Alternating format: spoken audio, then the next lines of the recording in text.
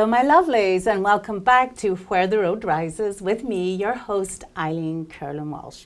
I hope you're enjoying every 60 seconds worth of every minute of our beautiful summer season. Today, we welcome back to our show leading election law expert and award-winning attorney, Bert Odelson. Bert has practiced in this field since 1972. He counsels candidates for local, state, and federal office. He is the go-to legal consultant for NBC, CBS, all the networks, all the Chicago newspapers and radio stations. He argues before the Illinois State Board of Elections, Illinois Appellate, and the Illinois Supreme Court, and has argued before the United States Supreme Court. Bert visited with us back in 2016, dissected the presidential election year, and if we thought that was charged, we had no idea what was ahead of us. We had unprecedented turmoil in our 2020 presidential election, a scenario that is playing out on our television screens as we speak with the January 6th hearings. We have just had our 22 primaries and midterms are coming up in November. And regardless of how we vote or who we vote for, we want to be confident our precious vote is safe and that it will count. Bert today will take a nonpartisan look at our current voter security and voter integrity. And he will also give us a peek into the future and show us where electronic voting is taking us. So, welcome, Bert. Thank you, Eileen. Good to be back. Yeah. Nice to see you again. So good to have you back in the show. I can't believe it's been 4 years already. Been a long time. Yes. And that was charged, now it's charged. Now it's charged. But before we get to all that, remind us who you are, Bert. And I know you're a Southsider, and why did you choose law, and especially election law? It's interesting. I chose law because I got involved in the 1968 Democratic Convention in Chicago, which was turmoil. You probably don't remember. You're not old enough. But the '68 convention was when Mayor Daley was in charge of the convention, and the hippie world was with us, and the convention was at the International Amphitheater, and was riots outside with police confrontation with the kids. So somewhat similar to what we have now. I worked for ABC TV as a college student at that time, and was very involved in the Democratic primary. I made a decision then that I wanted to get involved in the political and legal process and elections because of what I saw. It wasn't right. I wanted to help, and it was really interesting. That's what really motivated me to go to law school and to get involved in the elections and campaigns right from the get-go of my young career. Right. So tell us a couple of great stories from the front. I know you've argued famous cases, you've had famous clients. Give us a little inside info. Well, every lawyer who litigates in court wants to litigate before the Supreme Court. I've litigated many times before the Illinois Supreme Court, which is a lot of fun, but I did litigate once before the United States Supreme Court in a very, very important election law case in 1990, which involved the Harold Washington Party for county government. I represented the Cook County Electoral Board. It's a long story. I'll condense it real quick. The candidates of the Harold Washington Party were kept on the ballot after being challenged. The Circuit Court of Cook County took them off the ballot. We appealed to the Illinois Supreme Court. Supreme Court kept them off the ballot, and we filed before the United States Supreme Court, who took the case and kept them on the ballot. And I argued on the first Monday of October, and won the case on a 7-1 decision. So it was very thrilling. Met a lot of interesting people, which eventually led me to Bush v. Gore, which probably is the most famous case that I've handled on behalf of George Bush, arguing in Florida, in Broward County, and in West Palm Beach County, the famous recount of 2000. And hanging chads, right? Yeah, hanging chads. And the hanging chads came from a case I handled in 1992 in Illinois, where the term Chad was created. A lot of people don't know that. It was created right here in the Illinois Supreme Court, which is why I was sought out to go to Florida on behalf of the Bush campaign, because we made the law in Illinois, which ultimately decided the presidency, which was quite exciting. Yeah, gosh, top that, right. So let's get right into where we're at right now. We've just had our primaries. How was this election different for you? Because I know today was your longest day, yesterday was your longest day of the year. Yes. So how was this year different? Well, yesterday started at 5 a.m. and ended at 1 a.m. this morning because of all the elections that my office is involved in representing. Candidates for state senators, state rep, mayors, trustees, judges. It's a very long day because our clients call us if there's irregularities at the polls and after the polls close and what to watch for. So it's a very, very long day. We had a very, very good day, and many of our clients won. But this election was different than other elections, and I think it's because of the turmoil, not only in Washington, which we'll talk about in a minute, I'm sure, the January 6th, the December 6th hearings, but the turmoil with the new Supreme Court case, overturning Roe v. Wade, which has been politically charged on both sides. So that led to a little bit better voter turnout than we expected, although a very low voter turnout again for the primary, which is a severe problem in the United States. So yesterday's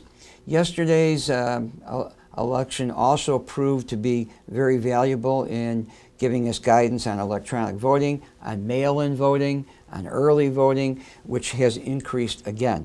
And every year that we do it now, it increases more and more to keep people away from the polls and to do it a lot easier. And we saw that again yesterday.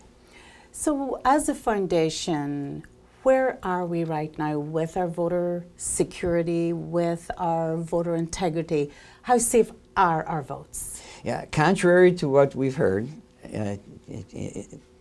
our votes are safer than any other votes in any other country in the world. It has been for quite a while, because since the Bush v. Gore with the hanging chads and the paper, the United States Congress and the states have passed laws and regulations to govern voting to make it more secure, so we don't have the problem of trying to interpret a vote. We don't have the problem of making sure your vote really counts. So the laws have changed dramatically since Bush v. Gore to go towards electronic voting and to voter security. And I can say with 100% certainty, we have the best system in the world and the most secure voting system. Are there mistakes? Of course there are mistakes, because judges of election could be you, could be me, could be a high school student, because we've enlisted them now to help out, can make a mistake. But they're careless mistakes or mistakes without malice. They're just little mistakes that almost never tip an election one way or another. There's no such thing anymore as, at least I haven't seen in years, fraud in the voting, stealing a vote, conspiracy to steal a vote. There's electioneering, and there's the things that we see in everyday life, people campaigning against each other, saying things against each other. But when you cast that ballot, I'm here to say that it is a secure ballot and your vote will count. Well, that's very, very comforting to hear, Bert. So without taking sides, can you talk about the former president's allegations and the January 6th hearings that we are currently listening to? Yeah, I don't take sides. As you know, as an attorney, we have to be nonpartisan because I represent Republicans, Democrats, Independents. Absolutely. So I can't, on the outside, take sides. I have my own opinions. I vote the way I want to vote, but on the outside, I don't take sides. I can tell you that in watching the hearings, it's very revealing and very disturbing about what went on behind the scenes in our electoral process. And to me, as an election lawyer, I found it I still find it very upsetting that our electoral system was really on the verge of being upset. Our Constitution was on the verge of being upset, something that has been in place since the Constitution was passed back in the 1700s. And that's all being brought out now in these hearings. I do wish we had more togetherness between the Republicans and the Democrats like it used to be. Yes. It used to be you fought an election, and when you're done with the election, you shake hands and you continue to govern. Mm-hmm. We've seen gridlock because of the Republican and Democratic divide, and that's really unfortunate. And that's what these hearings are showing us, what would happen behind the scenes, which we really never see, to tell you the truth. And this is really revealing, really upsetting. But the good news is maybe it'll stop it from happening in the future.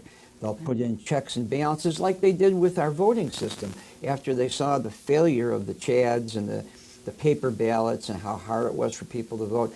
They passed legislation to protect that, and as you know, it's quite easy to vote now, and will get easier to vote as we progress into the electronic early voting mail-in system. So why don't we, let me ask you a twofold question. How do you remain optimistic that we did get everything right?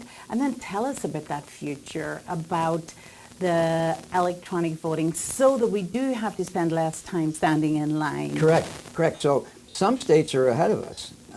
Oregon, I'll take that for an example. They have had elections for a good number of years now where there's no polls. Everything is mail-in. Everything is mail-in, so you cannot go to a poll. You have to mail it in. So they give you more latitude. They make it easy to mail it in. It's other states, I think there's 6 total states now that have gone to the all-mail system. Mm-hmm. Think about that. You don't have to go to the polls, take time to stand in line and get involved over machines that may or may not work. Yeah. All mail-in. Electronic voting. Yes. It's very easy to touch a screen. Most people are computer savvy enough to be able to touch a screen, but in many instances, you have the choice. You can either do electronic voting on the screen, or they'll still give you a paper ballot where you fill in a bubble as to next to your client. But what's coming is electronic voting from home. Now, it's not here yet. It's being tested in other states. I hope it works. All they have to do is find a good way to protect the integrity of the ballot, so that you're not voting for me and I'm not voting for my son. I don't know how to do that. That's not within my scope, but they'll figure that out. And once they figure that out, then our voter turnout will increase tremendously, because it's dismal now. It's disheartening how many people don't vote. And they don't vote because they don't feel they want to take the time, or that their vote doesn't count. Yeah. And that's unfortunate too. Mm-hmm. When you get states like Illinois, which is heavy blue, or you get a state like Texas that's heavy red, if you're the opposite party, you feel your vote doesn't count. And that's the politicians' fault by creating this great divide. Yeah. Next time on our show, we're going to talk about how we're going to fix that, Bert. Yeah. So if, however, if we trust online with our banking, which 10 years ago we never thought we would, surely we will get there with voting. Good point. Yeah. Now you take pictures of your checks. Yes. You don't have to go to the bank to deposit. And when you walk into a bank now, which I did the other day for the first time, there's nobody there, because they're all doing online banking. So if you can trust your money to be deposited, then you certainly should be able to trust your vote. But that's another whole show. Yeah, absolutely. So let's talk a little bit more about you, Bert. So amidst this tremendous professional schedule, being a legal consultant, the many, many municipalities and officials you represent, you still take time to sit on boards, Brother Rice, Moraine Valley. You have mentored young people. You serve as a pro bono counselor for underserved populations. So tell me about that volunteerism, what it has taught you and why you would encourage our audience and those who don't take time to volunteer, why they should? What a question. Right. Yeah. But I have volunteered for many boards throughout my career, still sit on a good number of boards, do a lot of pro bono work. Basically, to tell you the truth, it's because making a living as a lawyer and representing governments, municipalities, school districts, park districts, townships, I always feel that I should give back and not just take out. I think every professional should think that way. If they're making a good living by providing a good service, yes, you should give something back. And when I interview with a prospective new client, a municipality or a school district, that's part of what I tell them. You hire our firm, you're going to get the best representation possible, and we will become part of the community. So I tried to shepherd that with our new lawyers, our secretaries, our law clerks, with my kids, now with grandkids, try to instill in them that it's not just about taking, it's about giving back. And you know what happens when you give back? You usually get back at the same time. Not that you want anything in return, but if you show kindness and you show respect, you generally get it back also. When you give away bread, it comes back butter. That's exactly right. That's exactly right. So I've been very lucky and very fortunate that I have had the ability and to be able to give back. I served on Moraine Valley Community College Board for almost 18 years, 12 of those as chairman. I served as chairman of the board of Brother Rice High School for 11 years, still on their foundation. I'm on the chairman of the board of a women's care center to help young ladies in need. Different events like that. Again, they're all pro bono, but it's giving back to the community, and that's what we try to instill. I try to instill it in my family and in my business relationships. So, Bert, it occurs to me you might have some advice for those of us still trying to balance teenagers and a busy schedule, a busy practice. So your work-life balance, you have successfully raised your children, Yes. you have little grandchildren Yes, now. yes. So is there a secret there? When you work that hard, you're always in court, in the office, serving on boards, how do you balance it? Well, I coached a lot. I coached baseball my whole life from the age of 19 until last year. I coached my last Little League game last year as a manager. You make time. You have to take a slice out of your life, and there were times where I would coach a game, take my suit off, put my uniform on, and then put my suit back on and go to a board meeting at night. You have to give of yourself, just like volunteering. I think parenting is the same thing. You have to put yourself aside, raise your kids, and then go back to yourself, I guess. But now you got grandkids, so you're contributing there too. Still do it. Yeah. With a little less energy, A but lot a bit less more energy. wisdom. Wisdom and fun. Well, speaking of wisdom, do you have a closing thought for us, Bert? Do you have a favorite song, quote, biblical passage? I have a favorite song, and it's a Brown Eyed Girl from my daughter Courtney, who has brown eyes. So let's give her a shout out. Yeah, give a shout out to my lovely daughter Courtney, and my wife too. And I have to do that. Who stands by me and puts up with all my hours. And I do have a favorite quote, which and I have a plaque on my office, and the quote is, "You miss 100% of the shots you never take." And that's Wayne Gretzky, and that plays in life, not just sports. It really plays in life, and you have to put yourself out there and take a chance. Yeah. And I think that's why I've been successful. You don't always succeed, but you take the chance. I just finished reading Richard Branson's most latest autobiography, and he said he's made many mistakes. He would rather regret something he did do than something he didn't. Yeah, it's so true. Absolutely So wonderful. true. Why don't you let our viewers, the municipalities, any business leaders who would like to get a hold of you, discuss some of these subjects with you, perhaps be interested in your office, why don't you tell them how to get a hold of you? Sure, it's easy. I'm South Side. I never left the South Side, and my offices are in Evergreen Park. My email is old school as well. It's addyburt@aol.com, ATTYBURT@AOL.com. Our phone number is 708-424-5678. It's kind of easy to get a hold of me on 95th you're Street. local. You've stayed. Stay local. You've stayed in Evergreen Park, which is wonderful because I'm sure you would have been tempted to move downtown close to the Daily Centre, but yes, you stayed right here with us right on here. the south side. Yeah, you did well. Thank you so Thank you much, for having me, Anne. Bert. It's always a delight. And that's been enlightening. And thank you, viewers, for watching. And I'm going to leave you in the spirit of our show with a quote from Churchill about our form of government. Many forms of government have been tried and will be tried in this world of sin and woe. No one pretends that democracy is perfect or all-wise. Indeed, it has been said that democracy is the worst form of government, except for all the others. Thank you so much for watching, and we will see you next time on Where the Road Rises. Goodbye.